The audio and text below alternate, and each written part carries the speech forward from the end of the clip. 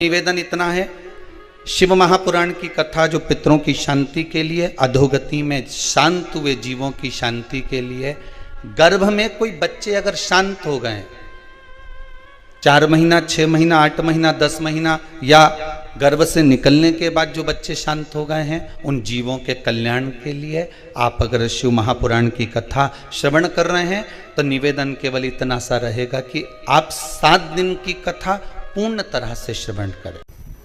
और मेरा विश्वास कहता है जितने लोग इस कथा में बैठे हैं इसमें से कम 80% लोग ऐसे हैं जो जब तक कथा नहीं सुन लेते टीवी पर तब तक इनकी बेचैनी समाप्त ही नहीं होती। ये मेरा विश्वास कहता है, ये मेरा विश्वास कहता है। यहाँ जितने बैठे कितनी आस लगा लगा कर, कितनी घंटों से, कब से, कोई सहज नहीं है शिव कथा। शंकर भगवान के होना, शिव तत्व में डूबना कोई सरल नहीं। रहो परिवार में, कुटुंब में रहना जरूरी है, परिवार में रहना जरूरी है। कोई तुमसे कहे कि तुम संत बन जाओ, बिल्कुल मत बनना। कोई तुमसे कहे साधु बन जाओ, बिल्कुल मत बनना। कोई तुमसे कहे गुरुजी बन जाओ, बिल्कुल मत बनो। कोई तुमसे कहे कि तुम नर्मदा के घाट पे जाके बैठ जाओ, तुम तो बैठना ही मती, नहीं जाऊं मैं तो घर छोड़ के कहीं पे भी। कोई तुमसे कहे गंगा के घाट जाकर बैठ जाओ, कहना दादा तू ही बैठ जा, मैं तो नहीं जाऊं। कोई तुमसे कहे कि अपना घर छोड़कर वानप्रस्थ में चले जाओ, तो कहना मैं तो नहीं जाऊं, तू ही जा, मैं काहे को जाऊं। दुनिया का सबसे बड़ा आश्रम होता है गृहस्थ आश्रम। घर के अंदर रहिए, परिवार में रहिए, कुटुंब में रहिए और अपने परिवार में, घर में रहकर अपने परिवार को श्रेष्ठ संस्कार दीजिए। नर्मदा और गंगा के घाट पर बैठकर तो कोई भी तप कर सकता है। सबसे बड़ा तप होता है कि घर में रहो, इधर से बहू 2 शब्द कह रही है, इधर से बेटा चिल्ला रहा है, इधर से पोता चिल्ला रहा है, इधर से पत्नी कुछ बोल रही है, इधर से पति कुछ बोल रहा है। 4 दिन ननंद आई तो वो कुछ कहकर चली गई, इधर से सास चिल्ला रही है, इधर से कुटुंब वाले चिल्ला रहे हैं, कहीं इधर इसका टेंशन, कहीं उसका टेंशन। घर में रहकर गंगा के घाट पर कौन सा टेंशन है, पड़े रहो, 2 रोटी खाते रहो, ने माला जपते रहो, ने गंगा की डुबकी लगाते रहो, तुम्हें कौन सा टेंशन। बाहर जाकर तो कोई भी तप कर सकता है, गंगा के घाट पर बैठकर तो कोई भी साधना कर सकता है, नर्मदा के घाट बैठकर तो कोई भी भजन कर सकता है। पर घर में रहकर परिवार वाले टांग खींचे, पांव खींचे, बोले, अपशब्द बोले और उस बीच में तुम भगवान की पूजन, सेवा, भजन और शिव महापुराण की कथा सुनकर बताओ, तब लगे कि संत का जीवन इसको कहते हैं। कोई ऐसा ही जीवन हो गया, कोई जीवन ऐसे ही हो गया क्या। कितना तपबल है, कितना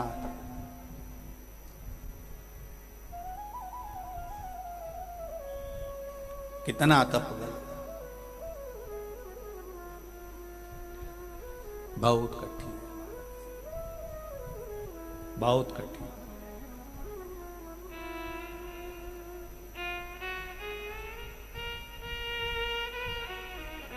संत, साधु, गुरु ये सब बनना एक अपनी जगह पर श्रेष्ठ है, पर सबसे बड़ा आश्रम गृहस्थाश्रम है। परिवार में रहिए, कुटुंब में रहिए और अपने परिवार को संस्कारवान बनाने का प्रयास करिए।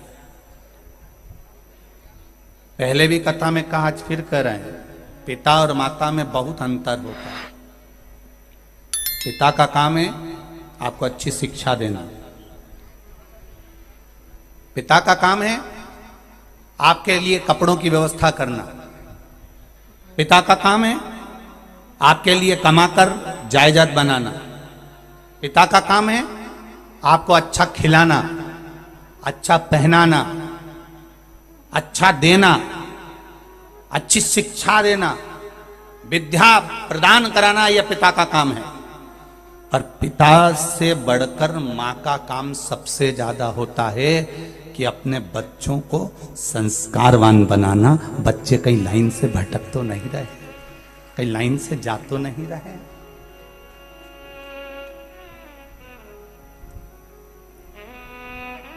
एक माँ बेटी के व्यवहार से पहचान जाती है कि बेटी किधर जा रही है।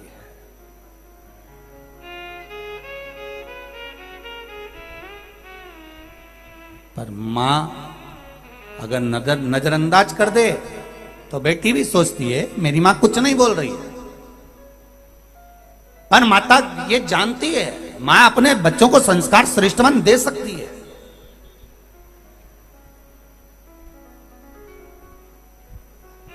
वो समझा सकती है, वो कह सकती है। जब जब बेटा और बेटी में अभिमान आए, अहंकार आए, तो मां एक सामने खड़ी होकर कह दे कि अभिमान किस चीज का कर रहे हो? तुम्हारे पिता के पास में जायदाद है तो गाड़ी का अहंकार कर रहे हो? मां अपने संबोधन में कह देती है टेंशन मत लेना, 25 लाख की गाड़ी में घूमने वाला भी एक दिन 25 रुपए के लोटे में भरा कर हरिद्वार पहुंच जाता है और 25 लाख की गाड़ी घर में पड़ी रह जाती है। क्या करोगे उस गाड़ी का?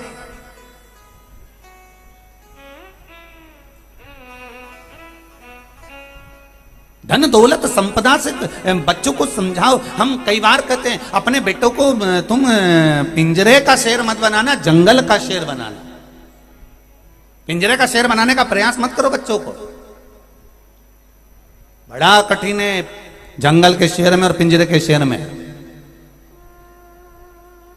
बच्चों को कह दिया अपने यहां पर इतना धन है, मेरे पास में बहुत प्रॉपर्टी है, एक प्लाट वहां पड़ा हुआ है, एक प्लाट वहां पड़ा हुआ है। अपने बच्चों को बता दिया यहां प्लाट, वहां प्लाट, यहां मकान, वहां दुकान, ये है धन है, बैंक में पैसा पड़ा है, इतना रुपया पड़ा है, उससे 5 लाख लेना है, उससे 2 लाख लेना है, उससे 4 लाख लेना है। ये अपने बेटों को क्यों बता रहे हो? अपने बच्चों को क्यों बता रहे हो?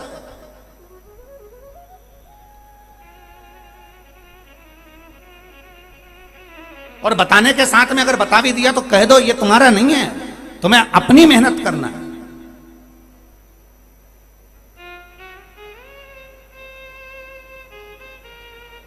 सर्कस में शेर आते थे, जब सर्कस में शेर आए तो गवर्नमेंट ने ध्यान दिया, और गवर्नमेंट ने ध्यान दिया तो वन विभाग वालों ने ध्यान देकर कहा कि ये सर्कस में शेर में नहीं आना चाहिए, पशु पक्षी बिल्कुल नहीं होना चाहिए, सारे शेर हटाओ। तो जंगल के जितने शेर थे उन सारे शेरों को सर्कस वालों से छुड़ाकर जंगल में छोड़ा गया।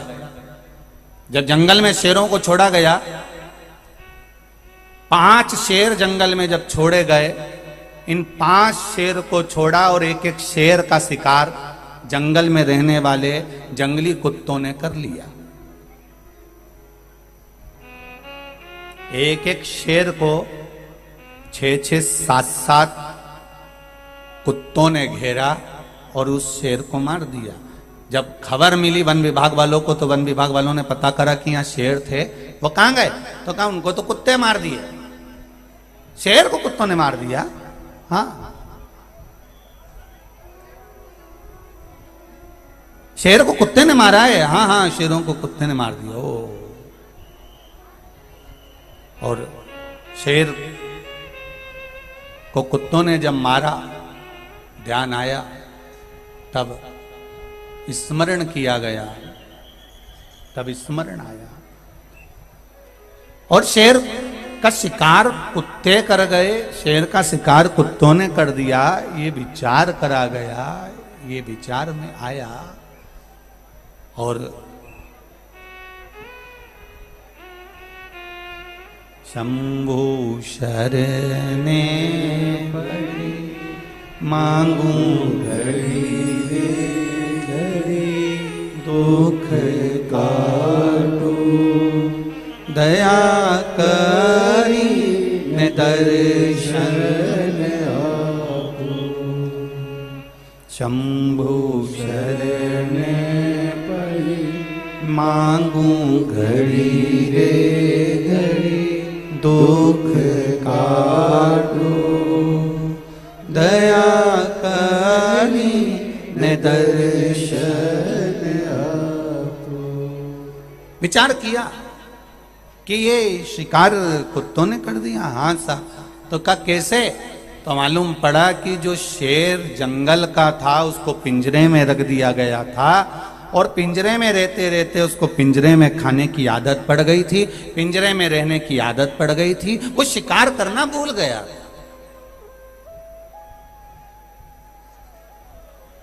वो शिकार करना भूल गया, इसलिए कुत्तों ने उसका शिकार कर लिया।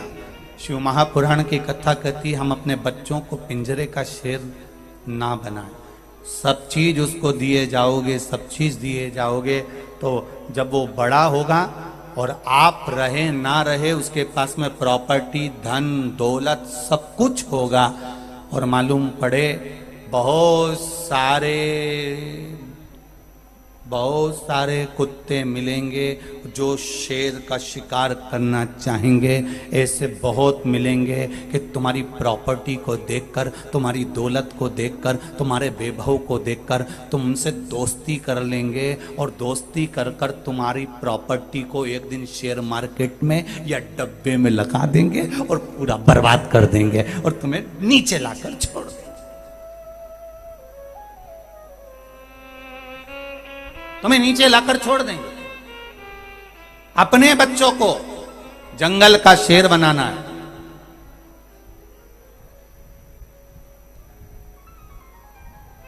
अपने बच्चों को फिर श्रेष्ठ बनाने का प्रयास करना। हम क्या दे रहे हैं अपने बच्चों को? केवल भय दे रहे हैं। हम अपने बच्चों को क्या दे रहे हैं? केवल भय। वहां मत जाना। क्यों गया उनके बीच में? क्यों गया वहां पर?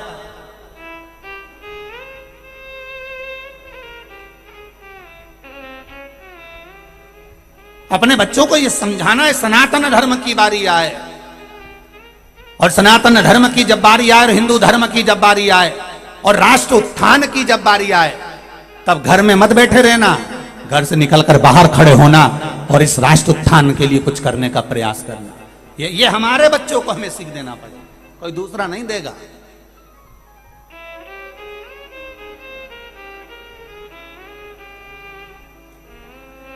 चंदन है इस देश की माटी, तपोभूमि हर ग्राम है, हर वाला देवी की प्रतिमा, बच्चा बच्चा राम है।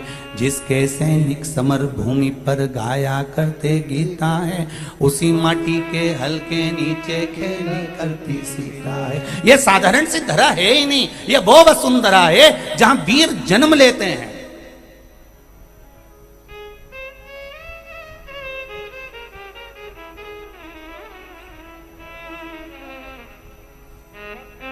एक शब्द भेदी बाण दशरथ जी ने चलाया था, एक शब्द भेदी बाण अर्जुन ने भी चलाया था। और लोग सोचे कि अब शब्द भेदी बाण कलयुग में होगा नहीं, तो एक शब्द भेदी बाण पृथ्वीराज चौहान ने भी चलाया था, वो भी नहीं चुका था।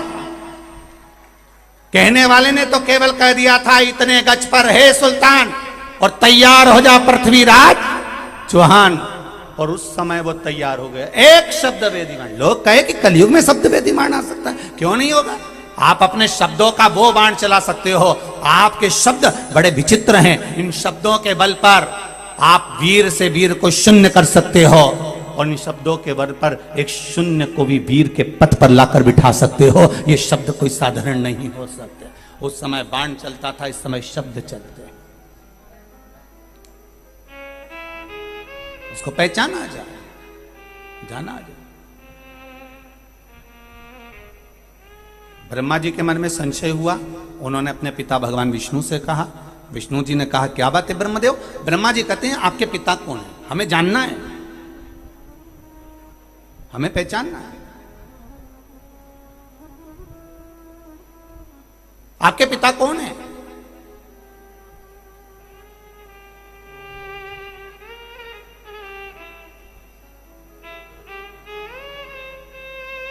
राम जी के पिताजी, भगवान कृष्ण के पिताजी, भगवान विष्णु के पिताजी, भगवान ब्रह्मा के पिताजी, भगवान दत्त के पिताजी, और जितने भी हैं, जितने भी हैं, उनके भी पिताजी का नाम हमारे ग्रंथों में, हमारी पुराणों में, हमारे शास्त्रों में है। केवल एक के पिता का नाम नहीं है, वो है देवाधिदेव महादेव के पिता का नाम। और तुम्हें कहीं मिल जाए कि महादेव के पिताजी कौन थे, तो हमको पत्र लिखकर जैसे इनने भेजा ऐसे तुम भेज देना कि महाराज हमने सुना है कि शंकर जी के पिताजी ये हैं, तो हम भी एक बात पढ़ लेंगे कि कौन से पुराण में मिला कि शिव जी के पिताजी ये थे। शिव के पिता कौन? स्वयं ब्रह्मा जी कह रहे हैं आपके पिता कौन है? भगवान विष्णु से पूछा। भगवान विष्णु ने कहा मेरे पिता महादेव। महादेव के पिता कौन है? तो भगवान विष्णु भी उस समय पर मौन होकर कहते हैं जो सृष्टि का पालन करता होता है, सृष्टि का संचार करता होता है, सृष्टि का संहार करता होता है।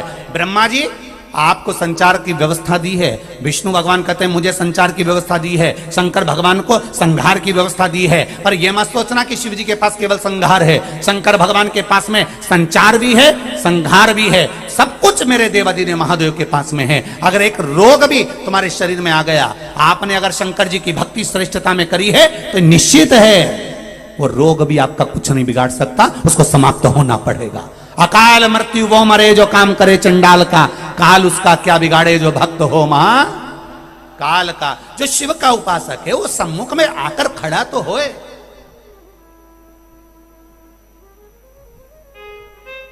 पूर्व के जितने युद्ध हुए, पूर्व में जितने युद्ध करे जाते थे, चाहे राम जी के समय पर युद्ध हुए हों, चाहे भगवान कृष्ण के समय पर युद्ध हुए हों, चाहे भगवान विष्णु के समय पर युद्ध हुए हों, चाहे जितने युद्ध पूर्व समय में हुए हैं, एक एक युद्ध को उठाकर देखिए। जब जब सेना चलती थी तो एक आवाज लगाकर चलती थी, हार हार।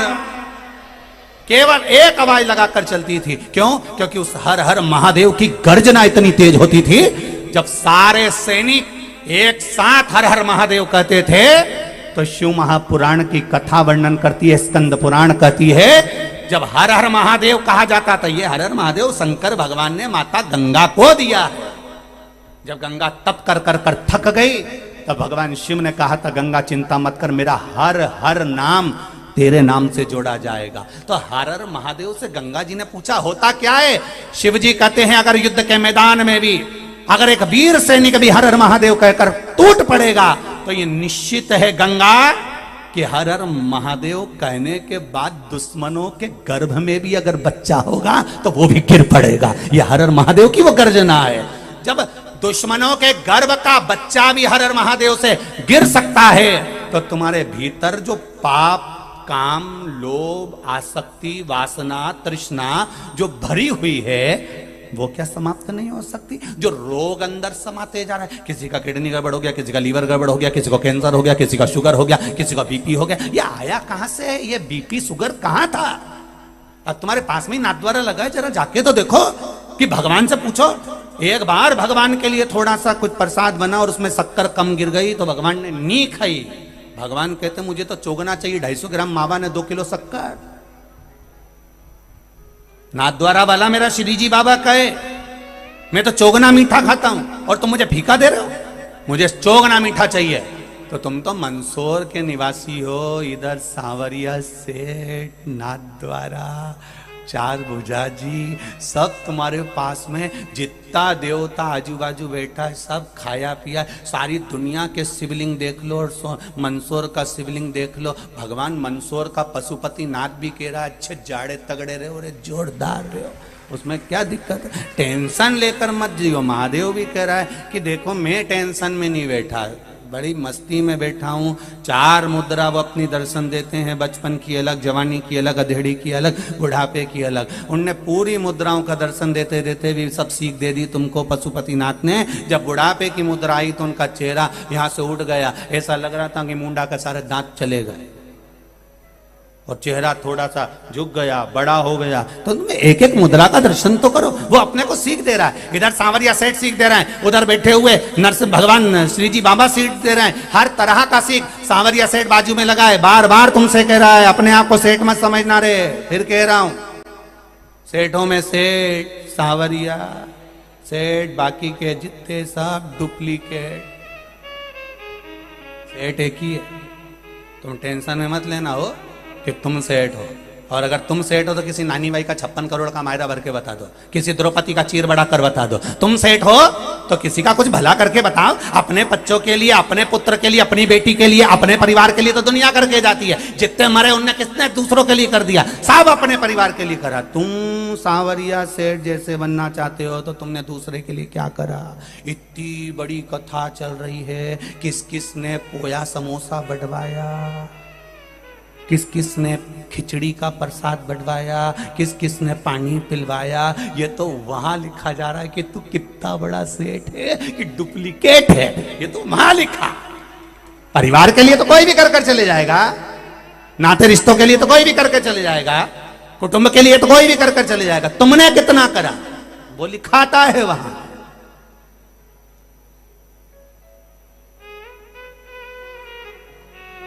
दो कदम चलना है तो भी विचार करना है।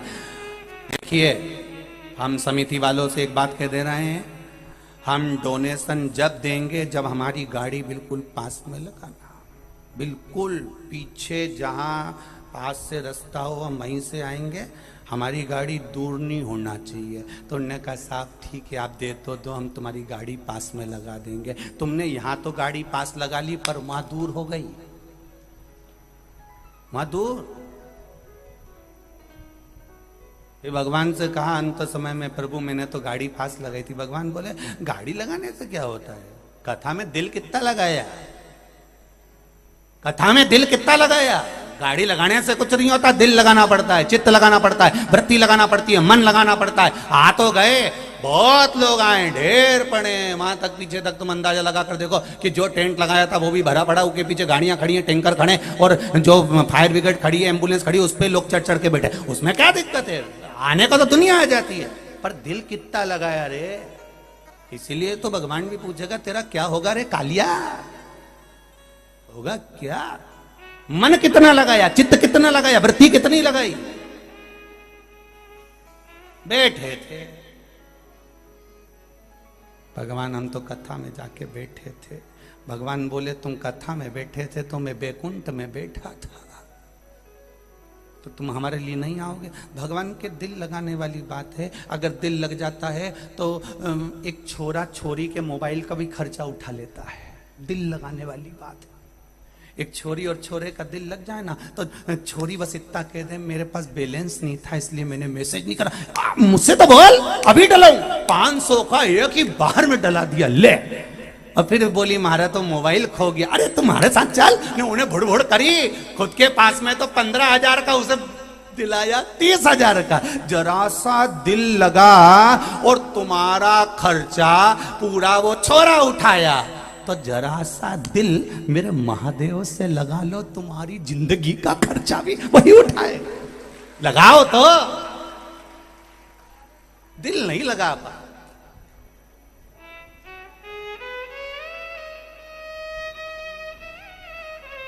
दिल नहीं लगा, बहुत कठिन है इस मन को, इस दिल को, इस चित्त को परमात्मा से लगाना बहुत कठिन है बाबा, बहुत कठिन। शिव महापुराण के मूल मंत्र का स्मरण सभी लोग अपनी जगह पर बैठकर बाबा देवाधिदेव महादेव से निवेदन करते हुए हमारे जीवन के सारे कष्ट, सारे दुख, सारे रोग, सारी बीमारी बाबा पशुपतिनाथ बाबा, हे मेरे भोलेनाथ, हे त्रिकालदर्शी, कैलाशी, अविनाशी, हे शिव, कृपा कर कर मेरे जीवन के सारे दुखों को समाप्त करें और निर्मल भक्ति आपके चरणों की प्रदान करें। सब भावों से बोलेंगे श्री शिवाय नमस्तुभ्यं, श्री शिवाय नमस्तुभ्यं, श्री शिवाय नमस्तुभ्यं, श्री शिवाय नमस्तुभ्यं, श्री शिवाय नमस्तुभ्यं। भोला सब दुख काटो मारा, ओ भोला सब दुख काटो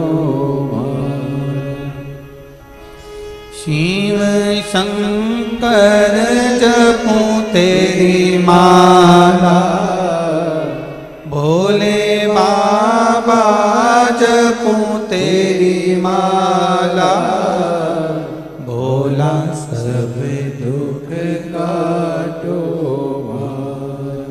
ओ भोला सब दुख काटो। बाबा से निवेदन करते, ब्रह्मा जी भगवान विष्णु से पूछ रहे हैं तुम्हारे पिता कौन? भगवान विष्णु ने कहा मेरे पिता शिव हैं, शिव का दर्शन मुझे करना है। ब्रह्मा और विष्णु ने मिलकर एक खंभ को, एक पर्वत को घुमाना प्रारंभ करा। पर्वत घूमते घूमते लिंगायत आकृति में उत्पन्न हो गया, प्रकट हो गया। एक अग्नि का खंभ प्रकट हुआ, एक लिंग जैसा स्वरूप प्रकट हो गया।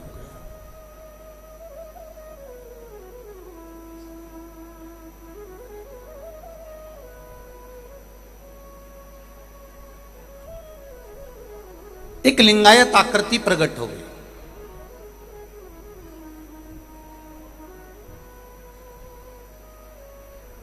लिंग का मतलब होता है प्रतिबिंब। ब्रह्मा, विष्णु, महेश, 33 कोटि देवी देवताओं का एक प्रतिबिंब शंकर के रूप में मौजूद है पृथ्वी पर विराजमान।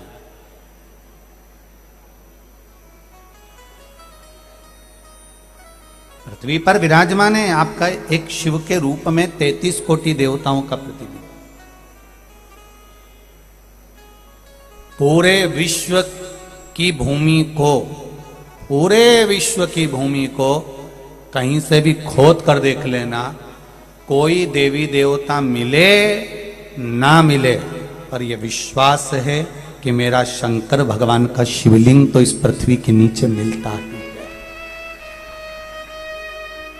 मिलेगा ही।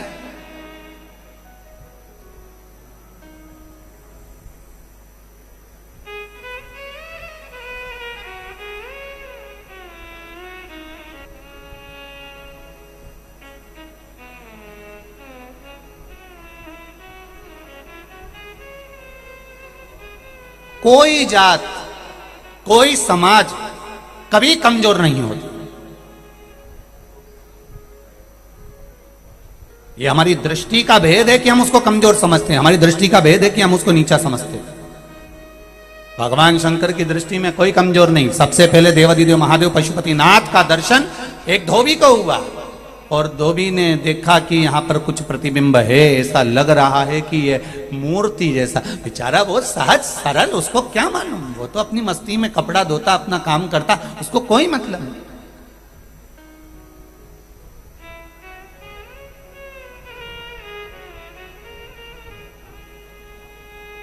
पूरी दुनिया में जितने मंदिर पुराने मिलेंगे तो वहां पर आपको सुनने को मिलेगा, यहाँ एक महात्मा जी रहते थे, उनको इनका दर्शन हुआ था, वहां एक दादाजी रहते थे, उनको इसका दर्शन हुआ था, वहां पर एक बहुत पहुंचे हुए महाराज रहते थे, उनको इनका दर्शन हुआ था। और तुम छाती ठोक कर कह सकते हो मंदसौर वालों कि मंदसौर भूमि पर देवाधिदेव महादेव ने सबसे पहला दर्शन एक धोबी को दिया था। भगवान देवाधिदेव महादेव भी चाहते थे कि साथ जात जुड़ जाए मुझसे। भगवान देवाधिदेव महादेव कभी शिव जी के पास, सारे देवताओं के पास और महादेव के पास में अंतर क्या है? महादेव से पूछा, राम जी की शादी हुई, सारे देवता आए, भगवान कृष्ण की शादी हुई, सारे देवता आए, सारे देवों का विवाह हुआ, भगवान विष्णु की शादी हुई, सारे देवता आए, भगवान शंकर की शादी में देवता आए, और शंकर भगवान से रहा नहीं गया। शिव जी ने कहा मैं तुम्हारे साथ जाके शादी नहीं कर सकता, मेरे को तो मेरे अपने वाले दिखेंगे तो आनंद है, आप लोगों जैसा नहीं है मेरा महादेव। आप लोग तो सोचते हो हमारा 4 दोस्त आ गया, हमसे हमारा बिजनेस पार्टनर आ गया, हमारी जिससे अच्छी बन रही वो आ गया, परिवार वाला भले चूल्हा में चले जाए, हमें कोई मतलब नहीं परिवार वालों से। बहन से भी मतलब नहीं, ना भाई से मतलब नहीं, ना कुटुंब से मतलब नहीं, ना रिश्तेदार से मतलब नहीं, सगे भाई से भी मतलब नहीं, जाए चूल्हा में जाए, पर हमारा बिजनेस पार्टनर आ गया ना बस, हमारा व्यापारी आ गया ना बस, उतने में तुम खुश हो गए। जब तुम अपने परिवार के नहीं हो सके तो बिजनेस पार्टनर के कितने हो जाओगे रे? व्यापारियों के कितने हो जाओगे रे? पहले तुम अपने परिवार के तो हो। अपने घर में पत्नी रहती है, माता रहती है, पिता रहते हैं, कुटुंब रहता है, भाई बंधु सखा रहते हैं। नहीं, उन्होंने हमारा 50,000 रुपए खा लिया, उन्होंने हमारा 25,000 रुपए खा लिया। अरे एक बार मन में विचार कर, भाई 50,000 खा गया, 25,000 खा गया, 1 लाख खा गया, 2 लाख खा गया। ये सोच, अगर 50,000, 1 लाख, 2 लाख कहीं व्यापार में लगाया होता और वहां घाटा लग गया होता तो तू को उसका प्राण खाता? रोज फोन लगाता कि मेरे पैसे वापिस कर, और लगा के देख, छाती पे चढ़कर बोल दे नहीं दूंगा, जा कर ले जो बन जा। क्या कर लोगे? तेरा चेक लगा दूंगा, लगा दे जा। वो भी नहीं डरे। और सगे भाई ने 50,000 खा लिए तो इतना बड़ा भगोने जैसा मुंह लेके घूम रिया, और वो की घरवाली और उस्ताद, खा के बैठे हो, खा के बैठे हो, खा के बैठे हो। अरे ये सोचो कि दूसरा खाता अपने ने खाया है तो क्या दुख है, खा ले, कितना खाएगा। पर नहीं, दूसरा घर का नहीं खाना चाहिए। नहीं, दिक्कत तो यही आड़ी पड़ी है।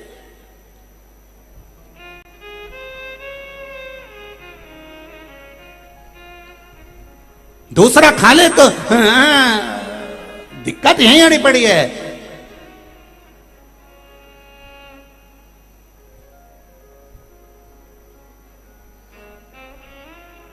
ये नीची जात का है, इसके साथ छोरी का ब्याह नहीं करूंगी। ये ऐसी जात का है, इसके साथ ब्याह नहीं करूंगी। और मालूम पड़े वो दूसरा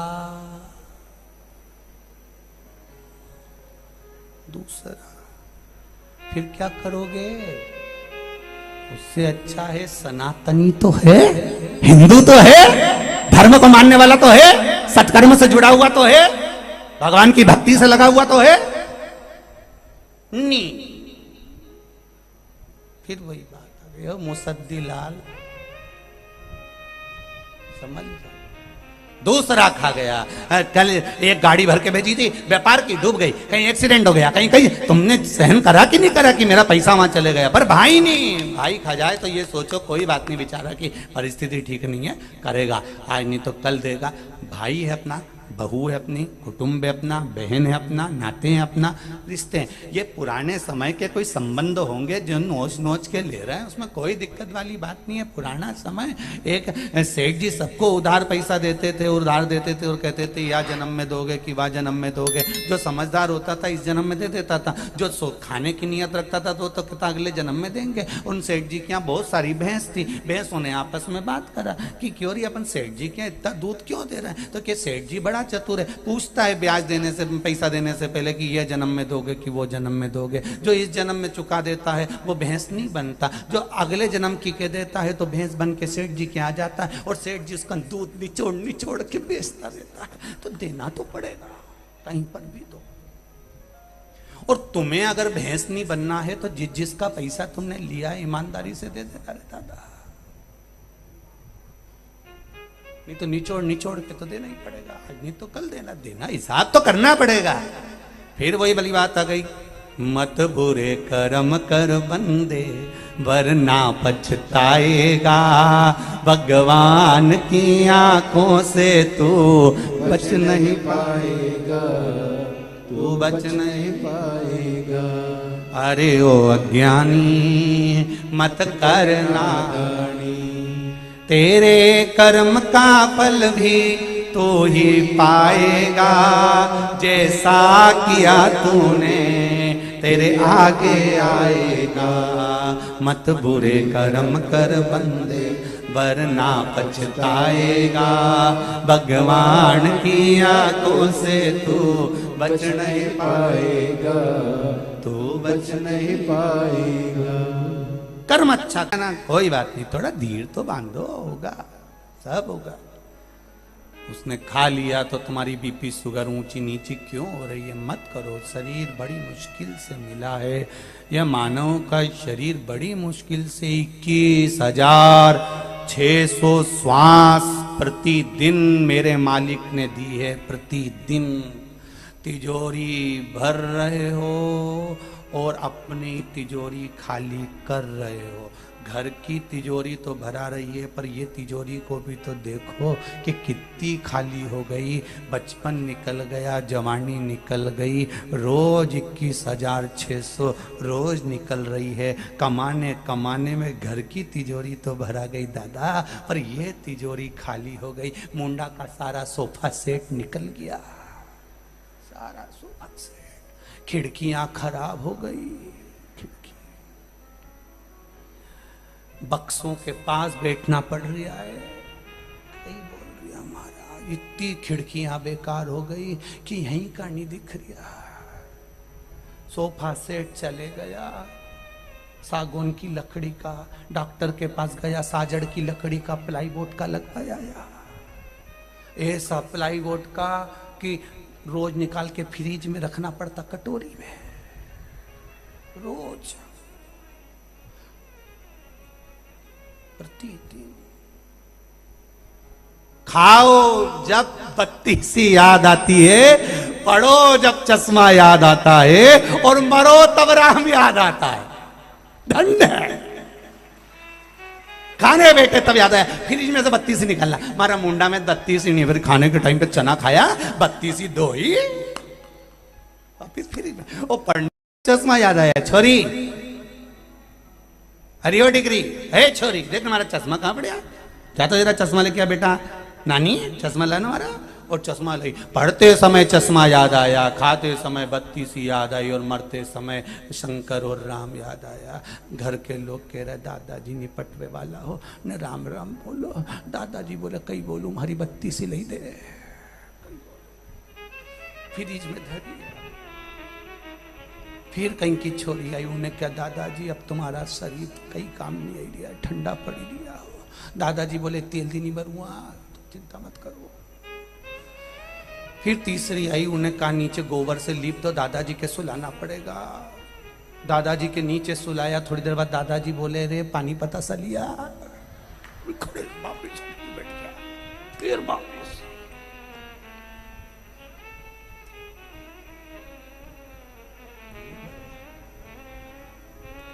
अंत समय प्रभु आना पड़ेगा, वचन दिया तो निभाना पड़ेगा।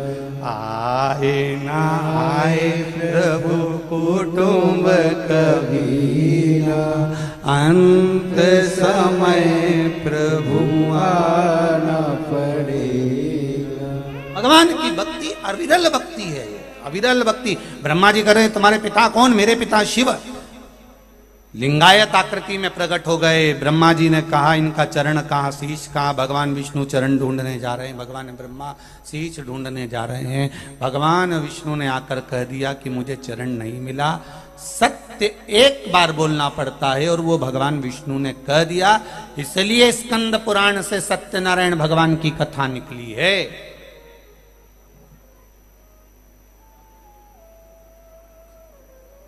सत्यनारायण भगवान की कथा स्कंद पुराण से निकली है, क्योंकि सत्य बोले थे वो।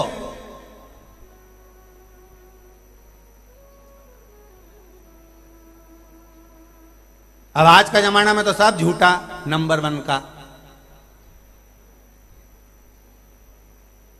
बैठे दुकान पे, व्यापारी का फोन आ गया, कहाँ हो सेठ जी? घर पे। कहाँ बैठा था? दुकान पे। झूठ,